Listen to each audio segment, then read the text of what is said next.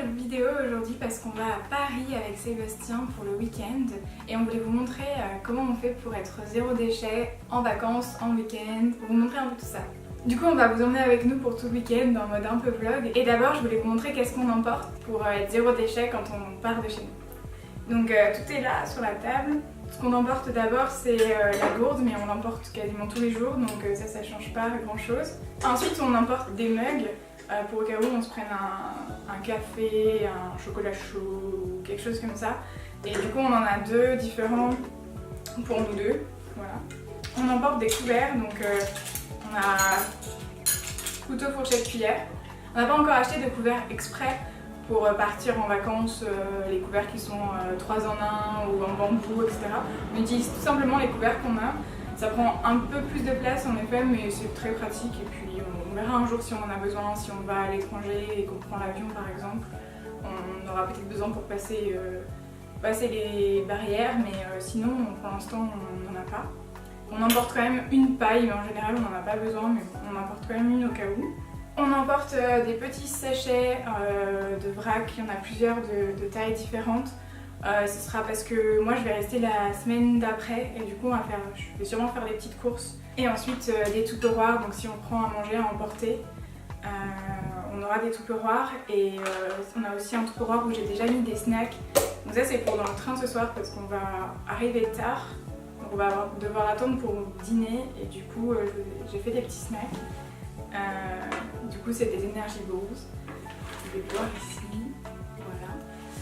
Et ces deux tupperwares, on n'en a pas besoin, ils s'emboîtent l'un dans l'autre et du coup on pourra gagner de la place en fait, tout simplement.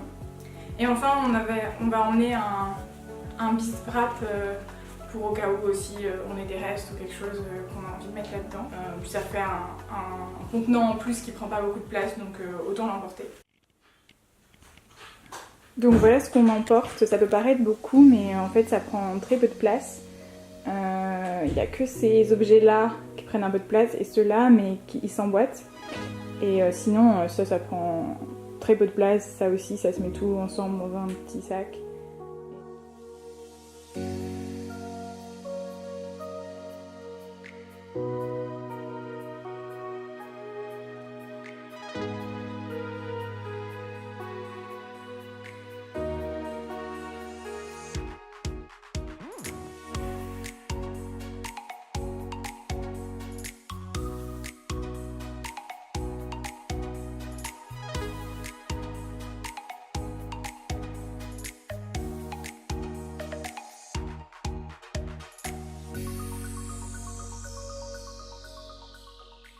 Là on est vendredi matin et on a dormi dans un Airbnb. On prend en général des Airbnb pour pouvoir cuisiner dedans ou bien manger dedans pour que ce soit beaucoup plus pratique avec le zéro déchet. Mais bon en fait hier on a mangé dans un restaurant et ce matin on n'avait pas grand chose, du coup on est allé chercher des croissants à la boulangerie. Enfin pas des croissants en fait, on est allé à la boulangerie. Du coup voilà, on leur demande juste de mettre dans un grand sac en vrac et du coup on a notre petit déjeuner qui est tout prêt comme dans les sacs qu'ils ont eux. Et dans nos sacs réutilisables et voilà on se fait un petit plaisir avec des intolérances mais on se fait un petit plaisir pour le premier matin à Paris.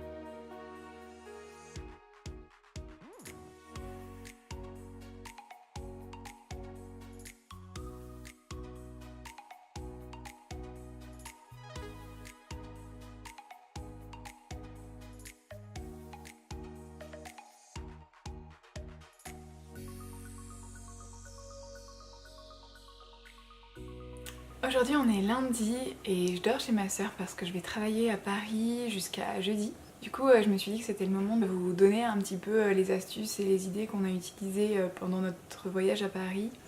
Donc Sébastien est rentré à Grenoble, moi je vais être encore à Paris pendant quelques jours, mais ça va être un peu plus comme à la maison vu que je dors chez ma soeur et que j'ai tout ce qu'il faut pour préparer, cuisiner, etc. Et que c'est pour un petit moment donc je pourrais faire des vraies courses. Mais du coup je voulais vous donner les idées et les choses qu'on a faites ce week-end pour rester zéro déchet même à Paris. Donc la première chose que vous avez vu justement, c'est de prendre nos propres objets de zéro déchet en quelque sorte, donc notre gourde, les sacs à vrac nous ont été vraiment très utiles, et des contenants Tupperware, donc nous c'était en verre mais ça peut être de n'importe quelle matière. Après on avait pris des couverts, des pailles et on avait aussi pris des mugs de café. Mais ça nous a pas trop servi. Mais ça dépend aussi de ce qu'on va faire à Paris. Enfin, on avait prévu qu'au cas où on prendrait un café à emporter ou une boisson chaude à emporter. Mais ça n'a pas été le cas du coup, donc on s'en est pas servi, mais bon, c'était bien de l'avoir au cas où. Donc ça c'était les premières étapes. Du coup le premier matin, on n'avait rien du coup, donc on est allé à la boulangerie, on s'est fait un petit plaisir. Même s'il y avait des intolérances, donc pour la boulangerie on a pris justement nos contenants, nos sacs à vrac et ça a bien marché. Ensuite le lendemain matin on est aussi allé prendre dans un petit magasin du vrac, donc même dans les petits magasins, les Franprix, les Carrefour City, tous les petits magasins comme ça, on a trouvé du vrac. On a même trouvé des vracs sur certaines choses qu'on ne s'attendait pas du tout. On a trouvé du vrac pour du vin, du vrac pour de l'huile, du vinaigre, enfin il y avait pas mal de choses dans un tout petit magasin. Donc là on s'est acheté des snacks et on s'est acheté un petit déjeuner. Et ensuite on a fait des vraies courses dans un magasin bio en vrac pour s'acheter un peu les nécessités, pouvoir cuisiner un peu. Parce que du coup on a toujours été dans des endroits où on pouvait cuisiner, on a eu de la chance. Mais on a surtout aussi beaucoup mangé au resto.